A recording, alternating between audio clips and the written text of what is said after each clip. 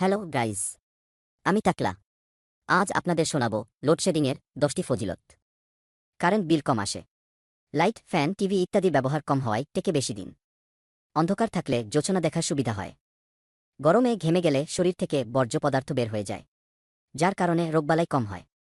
হাত পাখা ব্যবহার করায় হাতের ব্যায়াম হয়। খালি গায়ে থাকার কারণে কাপড়চোপড় কম ময়লা হয়। লোডশেডিংয়ে সহজে ঘুম আসে না। এতে বাড়িতে চুরির আশঙ্কা কমে যায়। চাইলেও গরমের কারণে অনেক বেলা পর্যন্ত ঘুমানো যায় না। লোডশেডিং আছে বলেই সকালের আলো বাতাস গায়ে লাগে। পড়াশোনার ঝামেলা নেই।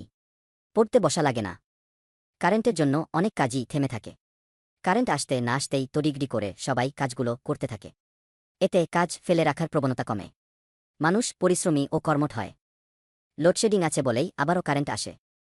আজকের মতো এখানেই শেষ। আবারও দেখা হবে গাইজ। বিদায় নিচ্ছি আমি টাকলা। সবাই ভালো থাকো।